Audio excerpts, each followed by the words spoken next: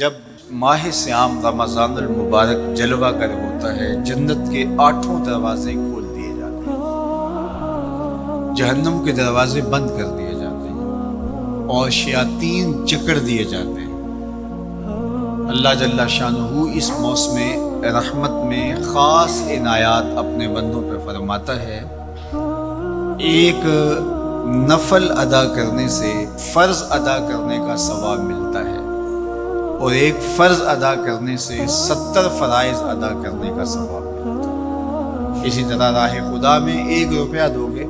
تو 70 روپے خرچ کرنے کا ثواب ملے گا۔ اسی طرح باقی نیکیاں بھی جتنی بھی ہم کرتے ہیں وہ ایک نیکی کریں گے تو 70 گنا اجر ماہ سیام میں ہمیں نصیب ہوتا ہے۔ اس لیے اہل ایمان کا یہ طریقہ ہے کہ وہ اس مہینے میں کثرت کے ساتھ تلاوت کرتے ہیں، کیونکہ ایک مرتبہ اگر قرآن مجید پڑھ لیا تو 70 مرتبہ قرآن مجید پڑھنے کا ثواب نصیب ہوا۔ ماہ سیام میں چونکہ شیطان بندھا ہوا ہوتا ہے تو ہم اپنے آپ کو نیکی کی طرف اگر لانا چاہیں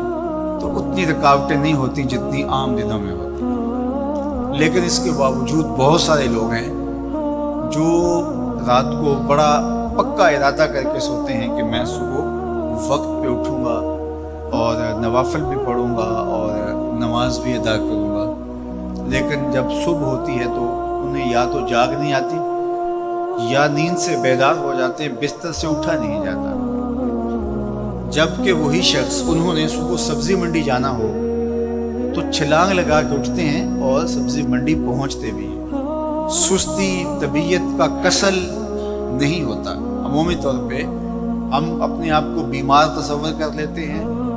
اور سستی اور کسل کا نام دے کر کے، بہانہ دے کر کے ہم کہتے ہیں کہ بس کیا کریں، ہم کو ارادہ کرتے ہیں روز لیکن ہم سے اٹھا نہیں جاتا، بس طبیعت اس طرح کی ہے، کسل ہے، سستی ہے۔ یہ بات ذہن میں رکھیے گا کہ ارادہ کرنے کے باوجود بھی صبح جب ہم اٹھ نہیں پاتے یا کوئی بھی نیکی کا کام ہم کرنے کا ارادہ کرتے ہیں تو ارادہ کرنے کے باوجود ارادہ ہی رہ جاتا ہے، ہم کر نہیں پاتے، تو اس کا سبب یہ ہوتا ہے کہ بہت سارے ہم گناہ کر چکے ہیں اور ان گناہوں کی وجہ سے ہم نیکی کی توفیق نہیں پاتے۔ حضرت حسن بصری رضی اللہ تعالی عنہ نے یہی وجہ اس کی بیان فرمائی ہے، تو اس کا بہترین طریقہ یہ ہے کہ توبہ کی جائے اور توبہ بھی سچے دل سے کی جائے، رو رو کے اللہ سے گناہوں کی معافی مانگی جائے، اور سچے دل سے جب توبہ کی جائے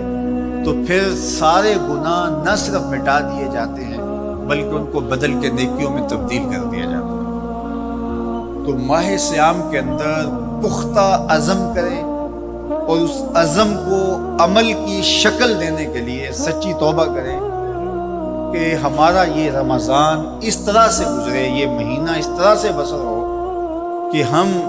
اس مہینے میں اللہ تعالیٰ کی قربت حاصل کر لیں، ہم گناہوں سے پاک ہو جائیں اور ہم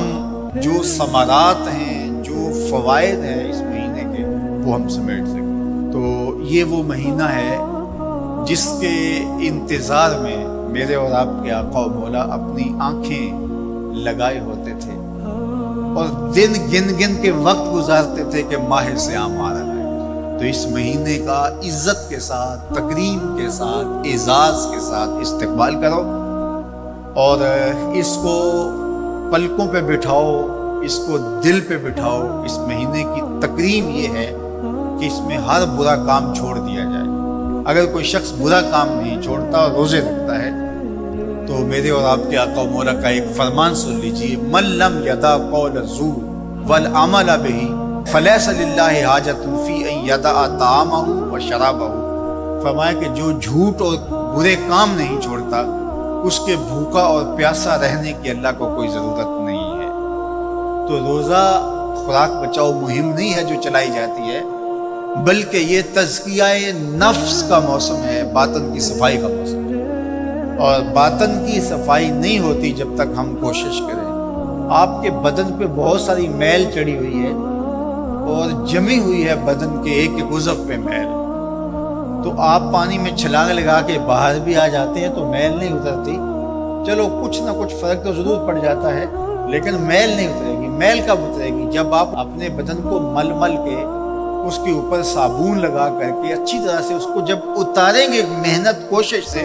تو پھر آپ کا بدن مہک جائے گا، ہلکا پھلکا ہو جائے گا، میل اتر جائے گی۔ یہ موسم رحمت ہے، اللہ کی رحمتوں کا می برسے گا، اس سے کچھ نہ کچھ فائدہ تو ہوگا ہی، لیکن حقیقی فائدہ وہی حاصل کرے گا جو اپنے گناہوں کو مل مل کے دھوئے گا اور اپنے آپ کو صاف کرنے کی کوشش کرے گا۔ تو اپنے من کے میل اتارنے ہیں، اپنے باطن کے میل اتارنے ہیں، اپنے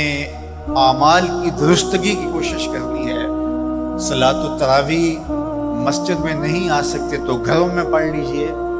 جس طرح بڑی عمر والے لوگوں کو، بیمار لوگوں کو کہا گیا کہ آپ گھروں میں پڑھ لیں، بچوں کو کہا گیا، لیکن چھوڑیے گا نا، یہ رمضان المبارک کا خاص عمل ہے۔ آج کل دین بیزار طبقہ مختلف جگہوں پہ بیٹھ کے مسجد پر، مدرسے پر، تراویح پر، ان چیزوں پر تبصرہ کر رہا ہے اور اتنا ہلکا ثابت کرنا چاہ رہا ہے ان امور کو، جس طرح یہ چیزیں ہوتی کچھ نہیں ہیں، جبکہ ماہ صیام کے قیام پر میرے اور آپ کے آقا مولا نے بشارت دیتے ہوئے فرمایا، من قام رمضان ایمانا و احتسابا غفر لہ ما تقدم من ذنبہ، جس نے رمضان المبارک کی راتوں میں قیام کیا ایمان اور محاسبہ نفس کے ساتھ، اللہ اس کے پچھلے سارے گناہ معاف فرما دیتا ہے۔